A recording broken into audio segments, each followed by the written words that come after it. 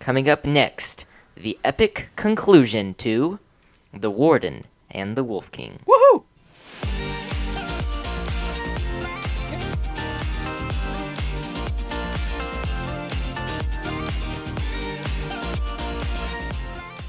Hey everybody, and welcome back to Bookin It. I am your humble and eloquent host, Cooper Cobbs, and joining me today are two of our three panelists, Matthew Killingsworth Howdy. and Isaiah Rasky. Hello. Unfortunately, Tanner got a call from the CIA, urgent mission, and had to leave. In case you guys didn't know, he's also part of the CIA, and unfortunately couldn't join Actually, us. that's top secret, so don't tell anybody. Oh my goodness, that's classified. Yeah, shoot, dang it. He might be back next week if he survives. Yeah. Apparently, he'll he had definitely be 18 agents who were also totally not his family members that showed up and were like, I saw a picture. Sorry, man. They've all got sunglasses on. Looks like a pretty sweet party. yeah, but they don't look like those creeps from Tomorrowland because You know, if he does That's well, really he weird. might actually get to replace Tom Cruise for the next Mission Impossible. So we'll see. dude, Tanner can put on those sunglasses like nobody I know. else. I know. Yeah, I'd pay to see that. Anyway, we'll have to. unless it comes on Netflix or Disney. But yeah. Did you just say Anyway. Netflix? Cooper? Oh yeah, sorry, I canceled Netflix. Anyway, hey everybody, we're finishing up Warden and the Wolf King today, and of course next Right. week we got our looking back episode, which is gonna be really fun, and Tanner's gonna be on for that one. So anyway, Yes, we're gonna make. today him, we're actually gonna talk so about. Yes, we're gonna tell the CIA he's gonna have to be on. Anyway, We're gonna tell him who's boss. That's what. that's right. We tell people who are superior than us who's boss. Anyway, we're talking about actual Throg today. Actual Throg. We are talking No. about the castle Throg in the section Throg in the book. On a scale of 1 to 10, how great is Throg as a castle name out of any literary castle? Oh my gosh, it's got to be 10. Like, Oh yeah. especially for like a kind of like mystical evil castle. it's just an awesome a pretty name. great name. Like, and it's yeah. literally in a place called Dang. If that doesn't tell you enough, then I don't know what will. Yes. So true. Oh, man. Oh, man. This is a great start off to our most epic episode, right, guys? Oh yeah. Anyway, let's talk about We're having fun today. Throg. Oh yeah. So, we leave the, what is it, the Blackwood? Is that what they call it? Yeah, the Blackwood Forest. Blackwood. And they go into the deeps of Throg. It's really weird, right, guys? I mean, this is insane. It's but what do you weird, guys but think? this is a Go great ahead. part where they're walking through the tunnels, just going deeper and deeper into underneath the castle, into the mountain, kind of, and like you really get to see inside Janner and a little bit of Calmer's heads, like you never have before. Like especially Yes. Janner's. There's a whole chapter where they're walking and Calmer goes crazy because he hears the music from the first song, and then he leaves Janner, and Janner just sits there. He's scared at first, but then it's insane. Like he's just thinking to himself, but you get to like read everything he's thinking, and it's crazy how his mind works, and it's so realistic. And then he eventually like keeps thinking to himself, protect, like be like Artham, protect, and he eventually loses his fear and decides that he has to find Calmer no matter what. And that just encourages him for basically the rest of the book, and he has no more fear the rest of the time. It's pretty amazing. Yeah. It's a great part. So what do you guys think about that section that Isaiah, what do you think about that section that Matthew was talking about with Janner doesn't know if Calmar is gone for good, and the only thing he can do is kind of go on. What are your thoughts on that part? I liked it. I mean, I thought it was pretty cool, and it was good that it showed like that Calmar is still like weak in a sense, where he hears a song Yeah. and he just goes crazy, turns back into a Fang, what he's supposed to be, Mm-hmm. and all that. And then how in the end that strengthened Janner because of that. Yeah. Yeah, it's a great picture of just kind of how this part really solidified Janner as he thought he lost his brother forever. His brother like attacked him, and he's in like the darkest place in the world, and he just keeps going on and tries to find. And this is probably the part where you're like, Janner is Artham. You know, you're like, oh my goodness. He's becoming Artham. And then They go into Throg. What do you guys think about the actual kind of with Janner in the room where they meld fangs? Yeah. Very interesting, and I don't know. It was way different than I thought. It seemed like I don't know how they made so many fangs so fast. If they were literally doing like one person every few minutes, and Yeah. I guess they were doing it on. They had 2 stones, so it was really like 2 people every few minutes. But like still, I don't know. It seemed like I don't know how they must have been. I guess they were making them for years, decades before. But Yeah. still, like if they ran out of fangs, then they would be out. Because they were making them very slowly. They probably made only like 100 or a few hundred a day. Which is So still quite a bit. how did you guys how did this section add anything on to your knowledge of the fangs at all? Yeah, Like a how they're few made? things. Yeah. So in order to make a fang or to meld a human into a fang, you had to have an animal, and one of the first stones. What were those called? The Holore and the Holuel. The Holore and the Holor. Yeah, that. But you had to have both of those, and you had to stand in the box next to both of them and sing the ancient song, and it melded you into a fang. And it took the life out of that animal. And yeah, and it took the life out of the animal. But I realized that you can use any animal. I guess they just used snakes, bats, and wolves because those were like maybe the most deadly ones they could think of or something. But like those are the ones that they mass produced. Yeah. I I mean- bet you that Nag the Nameless is like a whole department. Like, come up with the most scary animals you could possibly think of. That you can get a lot of. Snakes. Yeah. Yeah. Yeah, that's true. Which again, it's funny because, like I said last time, people all of a sudden know what bats are, but like now bats are an actual animal because there's a bat in the box. Yeah. I was like, the bats just came out of nowhere. That's got to be a plot hole. Like it's Yeah, it's there's a lot subtle, of but like animals. it's yeah, It's fun though. It's fun. Nobody really cares. Yeah, I I'm know. willing to give them that. yeah, I know. But I thought it was really cool to see how they like outsmarted people. Well, not outsmarted, but like they wrote down where they were from and never put them back there, so they would never remember. yeah, Yeah, we talked about a little bit last week how it hurts to remember, but they can remember things. yeah, So they were really smart in doing that, but it's clever. But I don't think it really That's had why- anything that's on to why- like. that's why they all hated the Aniran music, Yeah. is because it made Right. them remember. And I guess because they were formed in song, and that's really the only, I don't know. Oh, then the other yeah. thing I was gonna say to answer your question about like what we learned about the fangs, there were kids being fanged too. It was Oh, all yeah. different types of people: old people, young people, kids, men, women, and Yeah, and we just. it was also weird because like when Calmer was in there, Jaina recognized him, but nobody else recognized him as Calmer, or like nobody thought it was weird. I always pictured him as a shorter version of a wolf fang. Yeah, you know? same. Yeah. Same. But I don't know. Nobody seemed to notice that he wasn't a normal one. Yeah. I mean, yeah, but if they did the kids, too, they'd look just like him, like the size. Yeah, that's true. I guess that's probably why he added it in there. I don't think for me I learned anything more about how emotionally how they're made. I think it was really all the same, but they Yeah. kind of added on like they really want power.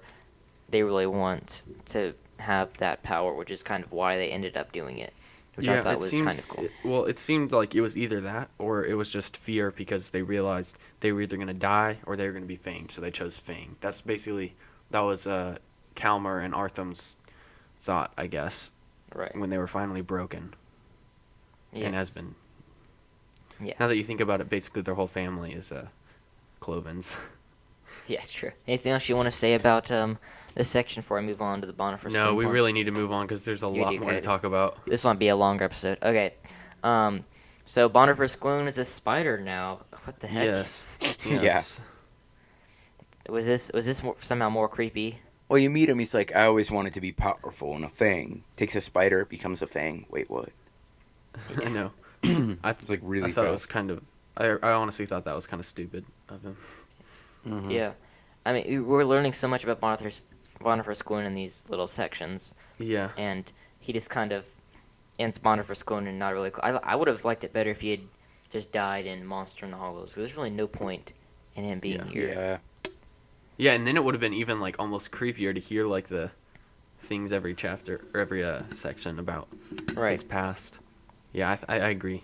It would have been better. What'd you guys think about the trolls? The trolls. I liked the trolls. I like the names. I like Ood. Mm-hmm. Yeah, it was O fun. O O D. Like what a name. Yeah, three O's, right? Do you guys like the little part where they sang the hills on, what is it, I don't have my book in front of me. The potion. No, not the troll poetry, but the where they try and sing the hills on Castle Rise into the Rocks on Castle, what is it? Wait, I don't know what? the poem's called. Remember when Janner and The Kalmar Niran try and song? sing to Oh, the Oh, Niran song. When they're yeah. going through, they go up the elevator. Oh, Right. they voom up the elevator, which means Oh, they yeah, go voom. insanely fast, and it takes them still 10 minutes to get all the way up, and then they finally get up, but everyone's there waiting for them, a bunch of fangs and the stone keeper, and No. so This is before this part. This Oh, is really? where they're running from Bonifer Schoon, and the No, things, that's right? after. You got the parts confused. The part I'm talking about is before the Bonifer Spoon part. No, they get captured by the Stonekeeper and Throg. The part ends. No. Matthew's right, because after they get captured, they meet Bonifer Schoon. They meet Bonifer Spoon, then they escape Spoon because they Oh. go on the roof. They- I'm talking about the different Well, elevators. Yeah, the first elevator part. then What I'm talking the- about. Yeah, but I'm trying to explain. But like, what's the poem called though? Oh, the troll poem. No, the poem they sing. Yeah, it's something Castle Risen, I think. Yeah. Anyway, what do you guys think about just the poetry and the songs in the Wingfeather Saga as a whole? I thought they were good. Overall, that was pretty impressive. Yeah, and they played a pretty big role. I liked the one Yeah. at the end of the book too. Yeah, we'll talk about that in a minute. Yeah, that was really great. Isaiah, I know you don't like poetry, but as poetry goes, how'd you like it? I think it was pretty good. I mean, basically every song or poem that they had in there played a role, at least near Yeah. the end. Definitely. Yeah, or had a part in something. Yeah. It really, I feel like poetry just really makes a fantasy novel a better fantasy novel. Yeah, I agree. Depends if it's good Is, yeah. poetry or not.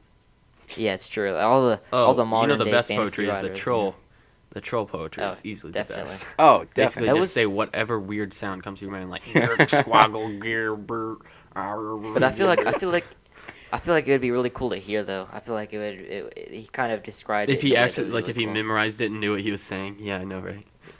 That would have been really cool. I like the poetry. The poetry, the troll poetry. I'm starting to sound like Arthur over here.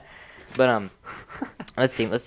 Anything else you guys want to say about Throg? We're kind of running a little behind, and we have a lot to talk about in the last part. I'll just say the end is where they get on the roof. They get on the roof of the castle, I guess, and And they use the poetry to mark when they start running. Yeah. The spider squoon is following them, and they get the trolls on their side by singing the troll poetry, and then they stop the spider and voom them all the way to the town, and there are the fangs and the stonekeeper waiting for them, and they capture them. So that's how that part ends. Yep.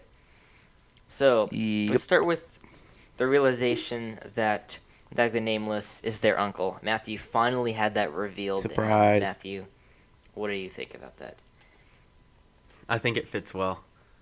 It definitely fits, yeah. Dude, when you think about the first episode, or not that first episode, the first book, you know absolutely nothing. And the second book, Yeah. you literally know nothing. And the third book, you know nothing. And the third. Yeah, you know.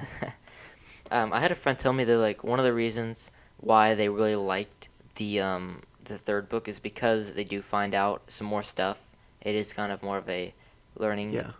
thing, but we'll talk about that I think next episode. Looking back, anyway, did you anybody else try to do the math once they realized it? Like, how does this work math wise? How old is he? No. Oh, no. No. All I knew You're like, he was well, old. if Bonner for Squoon is 87, and did nobody did that? It didn't. Okay. No, just you. And probably Tanner. Or he just had it instantly. Did you do it, Cooper? No, I didn't. It Oh, hurt my okay, brain. never mind. We'll have to do that. We'll do that for you guys next week. Yeah, we'll when bring it back. So, did you guys like the fact that he was their uncle? Do you think that it could have been better put, or like a better character? I don't think it would have been better if he wasn't. Yeah, I think it was good. Yeah, As I it fit really well. and you have no problem whatsoever. I'm just asking.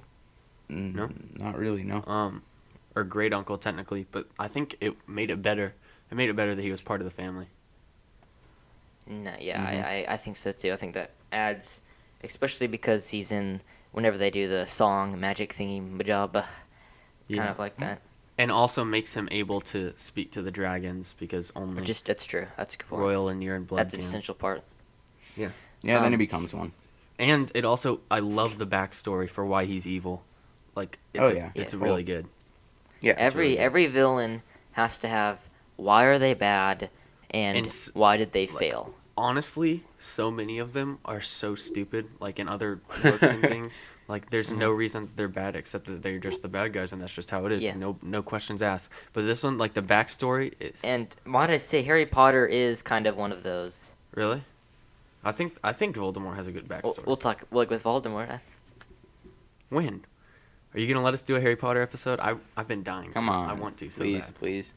Come We on, wanted man. to do that as our first thing. We'll talk about it. We'll talk about it. We'll talk about it off mic. Ah. We'll talk about it off mic. Okay. What are you saying? Yeah, you Oh, I forgot. had some good stuff. Keep saying. Yeah, You're talking but about like yeah, just villain, his like they're just backstory bad, is a good insane. backstory. It's so good. Yeah. And then Bonifer Schoon plays Yeah. such a big role in it, and that's really like why it all connected in the second half is because in the first half the things you were reading about Bonifer Schoon, he just I don't Didn't know, really he's make sense. just- He really does. Bonifer really reminds me of, again, relating back to Harry Potter, but Tom Riddle, just like how smart he is and how like he knows so much more than everyone else, and he knows like how to use people. Yeah. Yeah, one of my favorite things with Bonifer Schoon is the ending of Monster in the Hollow. He's like, "Why did you do this?" And he's like, "For love." And you're like, "The idiot! Why did you do that?" And then you go back and yeah. Exactly. Then you read this part and you're like, "Oh, it makes total sense. All the puzzle pieces are starting to Finally. fit together, right?" For love. And so let's see. Yeah, for love. Did you guys like the section, like the word form and song where they're trying to open the cave? No, Was I that thought, really I thought weird? that was great because that like, the whole time I thought the whole Jewels of Near thing was cool throughout the whole series, but like, it was always like that. Why is that Mhm. necessary? Like it's cool, but like why is that necessary? And then you're like, oh, Yeah. well that's why. So they can talk to the maker. They can get super powerful stones. That's right. Yeah. I am just wondering though, like, how did Ouster Will ever figure out how to meld people? Like, even with the stones, like, was there instructions? Like, how did he figure that out? He found the stone with No, a piece I of think paper he just on it knew there saying it. was ancient power and just.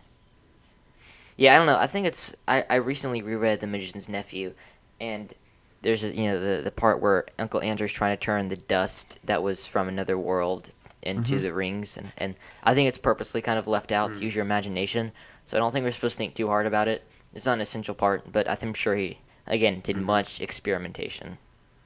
And I guess he did have like a couple thousand years to test it out. All right, and I'm gonna be Tanner for just a second. I know he'd be geeking out right now. He'd be like, the Thags seem to be pointless, and yet here they are, the most essential part of the story. All right, that's what Tanner would say. Probably.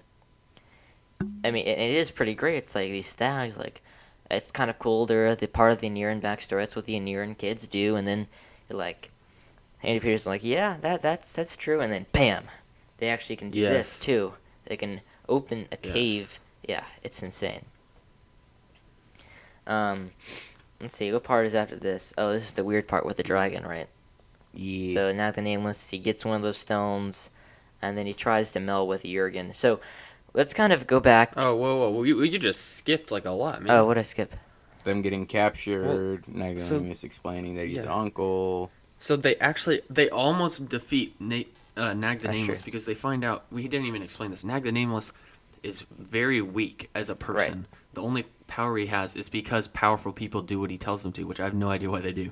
I guess they're afraid of him or something. He's literally crippled. He can't walk. And so he just gets carried around by fangs all day.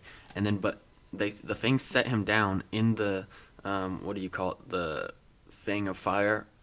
Yeah, the chamber of the fane of fire. That's what it is. Fane of fire. And the jewels start to close the door, which is just like a thing that lifts up. But he jumps on it, and so they actually almost defeated him.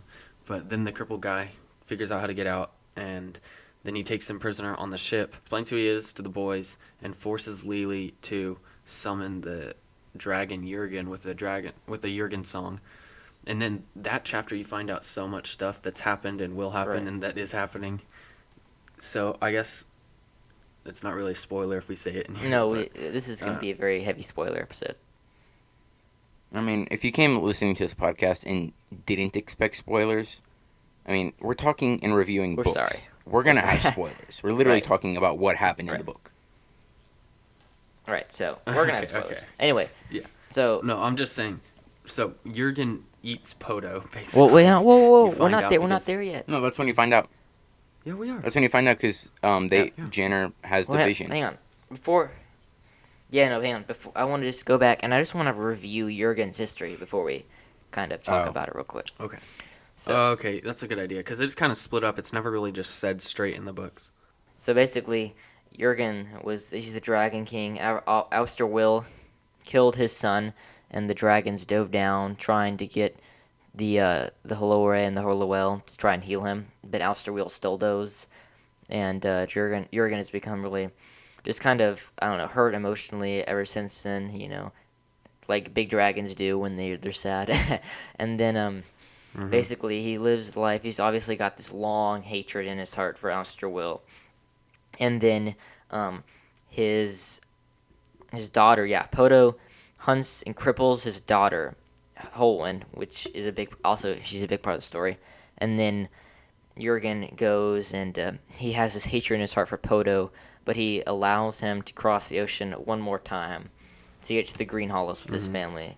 And but he still has this hatred, and he vows that if Poto ever steps foot in the water again, that he's going to kill him. And so the Fangs they overran Banner. They're fighting, and Poto's a last resort goes to the ocean and says, "Dragons, we need you to help us. It's your last resort. You can have me." And then Jurgen, like Matthew said, he kills Poto, right? And so we kind of see all this unfold. Yeah, we see from Janner's mind. They're on a boat with Nag the Nameless, and Nag the Nameless is talking with Jurgen. And they see this in Jurgen's mind because of the Jewels of Anira, right? And then obviously Nag the Nameless, we can say this, he had killed Ouster Will in his sleep. Boniface Goon had taken... This is a whole backstory. It's really cool. But anyway, he's killed Ouster Will, and he gives Ouster Will's skull to Jurgen. And Jurgen makes a deal with Nag the Nameless, to just kind of... Yeah, to make a new king... To sign a treaty. Yeah, it's not really important. They just come to an alliance basically, and then sorry, I'm taking over, and then but it was all a trick from the start from Nag the Nameless. So he says, let's celebrate our union by singing a song. And Jurgen goes, "What song?" And he says, "I have the perfect one." And he starts singing the song of the ancient stones, and Jurgen hums along. It's the melding song. But the thing is, Nag also has a stone that he took from the stonekeeper who took it from Janner, and so he has the stone. And when you sing the song with the stone, you meld with the closest living thing next to you. So he melds with Jurgen the dragon, and Before that, didn't he jump on Jurgen or get dropped? Yeah, on Jurgen. or no, the bat fang lifts him up, and then he falls on Jurgen and sings a song with a stone. And before Jurgen can do anything, they are melded, but Nag has the control of the meld, I guess. So he's basically a dragon. He's Nag the dragon now. And Jurgen basically shrivels up and dies, and he becomes the Nag dragon. Yeah. So That's actually kind of a cool name. You kind though, of see Nag dragon. Yeah. right, Nag, he wants to become the dragon. He wants this power, and Jurgen feels the power coming in and welcomes it, and basically becomes the Nag dragon. But obviously, the dragon dies. So you kind of see from the beginning, Lee is obviously like, I don't trust Jurgen ever, and you're kind of like, really, Jurgen? He's a dragon. He seems to be wise and stuff like that. He But ate then you your realize, grandpa. no, he really is. Yeah, yeah, he really isn't. Oh, well, he's really kind of a bad dude. And so anyway, Yeah. they head off with all speed to the Green Hollows. So, All right. what you guys think about the Battle of the Green Hollows, the final epic battle? Was it a good final epic battle? Yeah. The one thing I wish would have happened is the Skreans come over, and then Yeah. it would have just been Yeah, I like would agree. the big battle. Yeah, that would have been cool. But yeah, other than that, I thought it was good. It had the classic ups and downs of a battle. Right. Oh no, they got they're losing so bad. Oh, here come the Clovens. They're coming to save the day. Oh, the Oh Ridge no, they're Runners are losing bad coming. again. They're overcoming everybody. The Ridge Runners, and they're like, oh, but we found magic healing water for the dragons, so now we have dragons on our side. Yeah. And then it's like, oh no, but now Nag the Nameless is beating up all the 4 other dragons, so it's like back and forth, and they're gonna win, but like it's still anticipating. Oh yeah, Yeah. the water dragons can fly too. Yeah, once they drink the water from the first well, they basically get upgraded and like evolve to like Pokemon. Well, no, all of them could fly except Jurgen's daughter, who's crippled. She needed to drink it to fly. Everyone else already could. Oh. Because Nag could fly right away. Yeah, but the other dragons, no, they couldn't fly. They couldn't fly right away because they had like become. You remember, like they Adapted. had become adapted to the sea basically, and their wings were messed up, and they couldn't Yeah, put their wings out. They just used them as fins or something. Yeah, Anyway, that's why they were right, sea yeah. dragons. Yeah. But then once they drank the water, it restored them. Right, with this big battle with Nag the Nameless, and eventually Nag the Nameless is, he's died. So, Wait, let's. How does he die, Cooper? sorry. So basically, the big dragons, Yeah. fight Nag the Nameless. Well, we probably should have explained this. Earlier, whenever Nag the Nameless was, or whenever we found out like the story of Nag the Nameless and who he is and everything, we were told that he was never actually given a name. That's why he's called Nag the Nameless. Well, yeah. Right. Right. Yeah, that's what we thought. The Nag dragon was never given a fang name. Well, no. He was never actually given a human. Yeah, he never had a when he name. was a human. He was always the nameless. Because we probably should have explained this too. He was taken whenever he was born by Bonifer. By Bonifer. Because he was like crippled To and Ousterwell. everything. But we find out So, right yeah. before. And the parents didn't know about that. They thought he died. But you find out right before he died that his mother actually did name him, but nobody told him his name. So he had a name the whole time, which was, how do you pronounce it? Devon? Devion? Something? I think it's Devon, which is kind of funny. Yeah, Deviant, But- yeah. But yeah, it's a. I don't know what it's called. So yeah, he actually has a name, and And that basically changes him. What do you guys think about that kind of story, that all Nag the Nameless really wanted was a name, to be loved, to be known, and he finds out that he is, and he actually dies? What do you think about that? I mean, it works. Yeah. Yeah, it works. I mean, I guess one thing is he never actually knew. Like, he thought his parents threw him out, right? Yeah. Or something? He thought his mom just didn't want him. Right. Bonifer kind of twisted Yeah, fate. but his mom thought he died because she passed out while giving birth. So he kind of was living this life to destroy Anira, right, because Yep. of this. But then he realizes that, oh wait, she actually did love me, and it just comes full circle, and yeah. Yeah, then he gave up his life and died. Did you guys like that he turned to dust, even though he kind of at a realization that he actually was fighting for the wrong things? Do you guys like that fact? If he didn't turn to dust, it'd be weird because that's what all Fangs did, and he was still a Fang, even if he realized it or not. Do you think it could have been powerful if he didn't turn to dust, because he had this realization that he did it, or like he did it for the wrong reasons or something like that? But you think also? Yeah, it could have been. It could have been. I'm still not his fan. I mean, even after. Yeah, I agree. But do you think that it would have been also kind of weird that if he did that he didn't kind of pay the consequences for what he did? Which, turning to dust is one of the consequences of being a Fang. Yeah. There's also that, like, majestic scene a little bit later when they're, like, in the field and they see, like, the last of his dust flying around. Right. It's like, wow. What do you guys think Also- about Rudrick and Nia, kind of that thing? Yeah. Yeah. last book, it would have been good. Nobody Nope. cares anymore. Yeah. Not the center focus of the story. But do you like Rudrick's story? Was it fulfilling? Was it a good story? Did it kind of do an Yeah. end very well? Yeah, I thought he had a good life, but I think it was kind of stupid how Nia's like, "I love you," and then he dies, and it's like, oh, come on, man. Yeah. Well, I liked Rudrick's story. I think it was good. I think that he kind of Andy Peterson leaned into the kind of awkwardness. I mean, imagine if you proposed to someone whose husband she thought was dead for like 10 years, and the husband's actually you killed the husband accidentally. Yeah, I mean, think of the amount of awkwardness that But then he doesn't die until Nia says it's okay. You can rest now. I thought that was really beautiful. That's one of my favorite scenes. Yeah, it gave him a good death, That might be one of my favorite scenes. Yeah, and that's how he wanted to die too, in the battlefield. definitely. He was a Yes. Jurgen. Surrounded But by. we probably need to move on. We do. But So before let me that, ask- I want to say one Yeah. thing.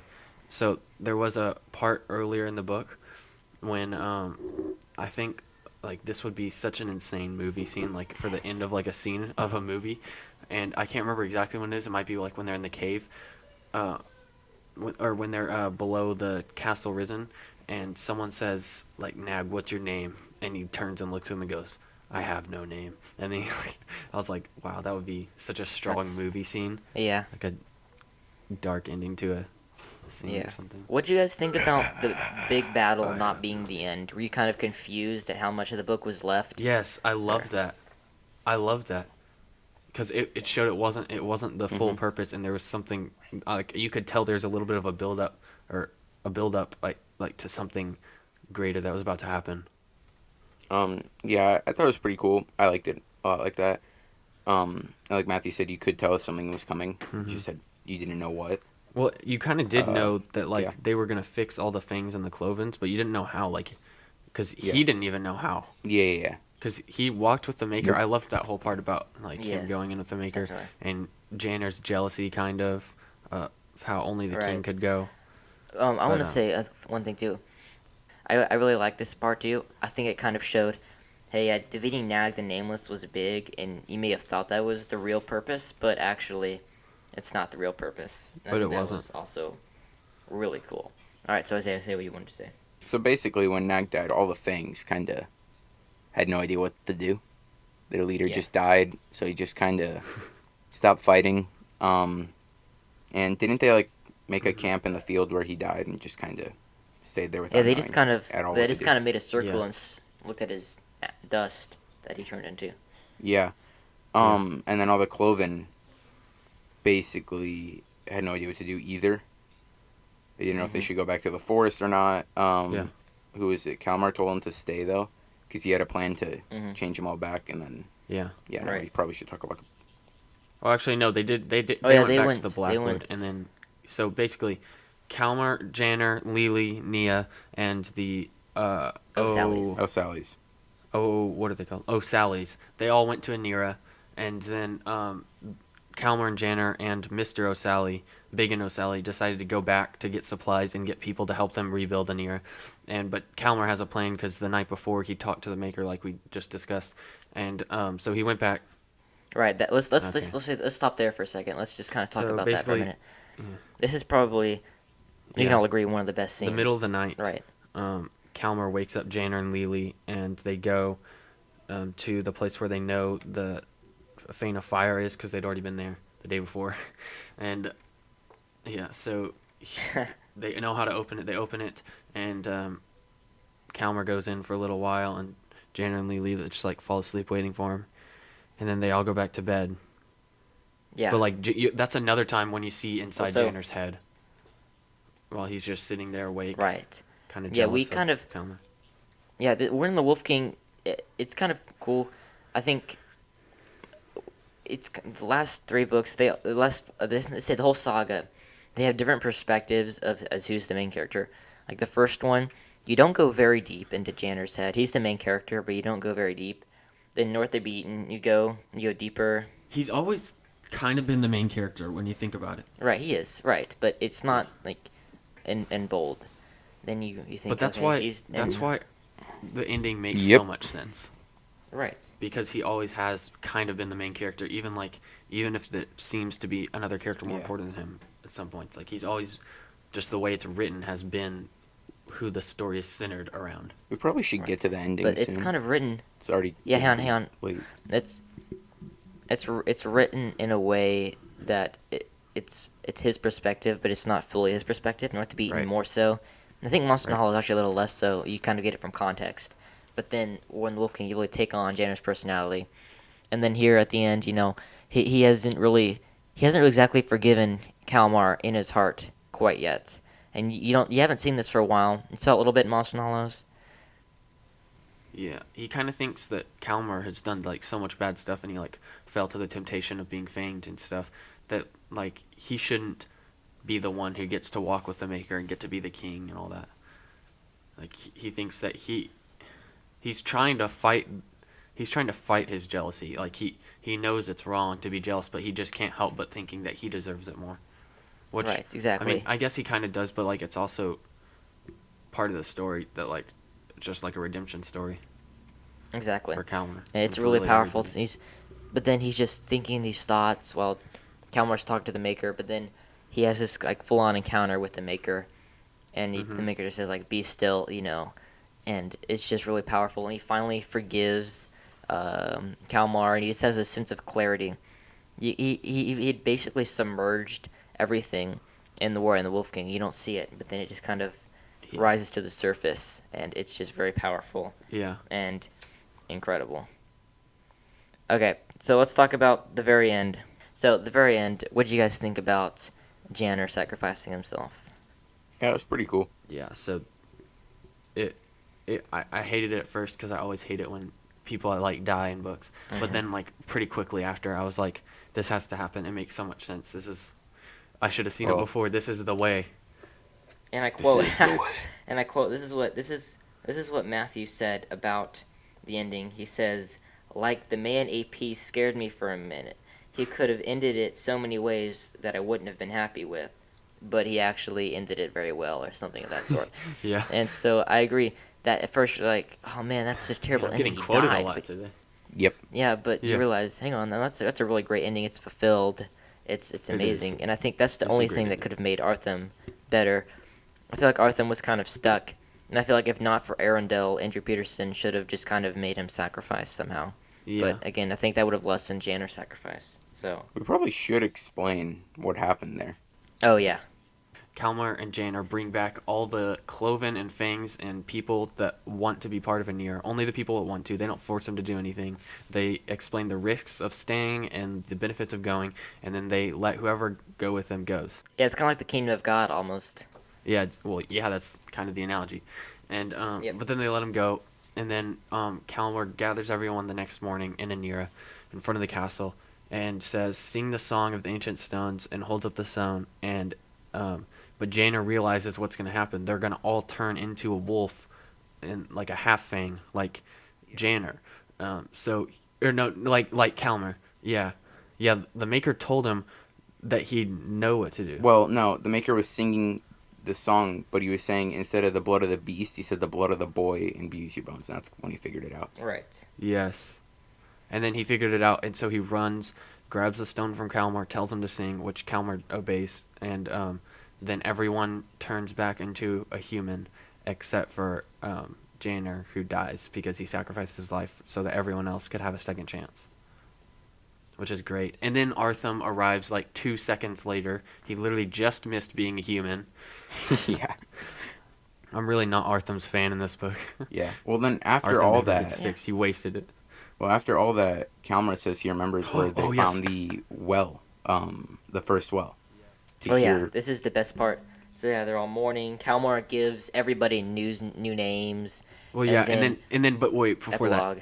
that, Nia is like screaming and crying because Janner risked his life when he was like the good one, I guess, and like never was fanged, but he risked his life or gave his life so that everyone else could be fixed.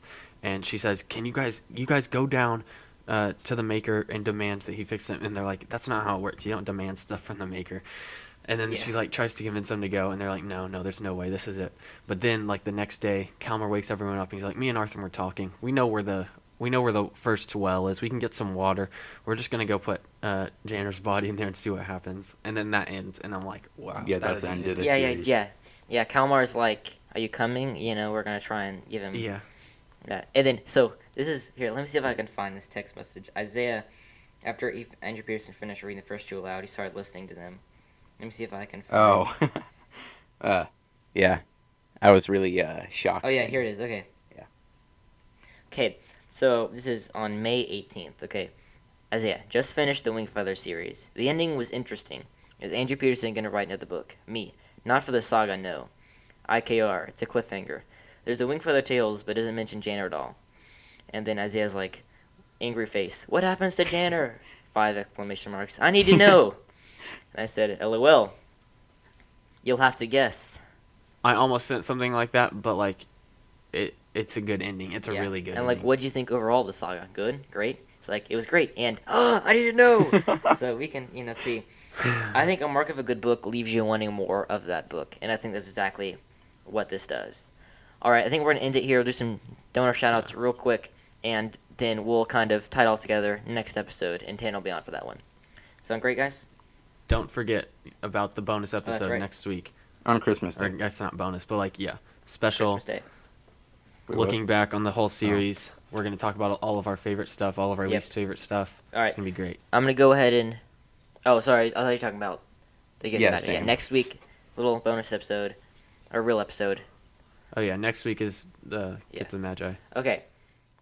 Okay. Let me clarify. So, Get to the Magi will be on December, on Christmas Day, December 25th, and I think that's Christmas gonna Day. be after our looking back episode, which is gonna be the next one that you hear after this one. It Yes, is? it is. It is. Yeah, I don't because think Warden so. 1 comes out this Monday. We'll work out the schedule. Anyway, be on the lookout for the looking back episode. That'll come out Right the week after after you hear this, yeah. this, and then And then after Yeah. that, we're taking and the then long break. be on the lookout for the Gift of the Magi, and then we'll take a break. Okay, we'll probably release an episode just kind of scheduling the updates. Anyway, I'm just gonna go ahead and say All right, these let's go. names really Down to fast. shoutouts. Okay, Nana, Aunt Pappy and Wayla, Isaiah's grandparents, Becky, Isaiah's Uncle Seppi, Isaiah's Aunt Jenny and Uncle Sam, Isaiah's cousins, and Chris. Hey guys, thank you so much for donating. If you want to donate, go to patreon.com Thanks, / booking it. / And booking we'll it. see you next time on the Looking Back episode. Until next time. Yeah. Keep on booking it.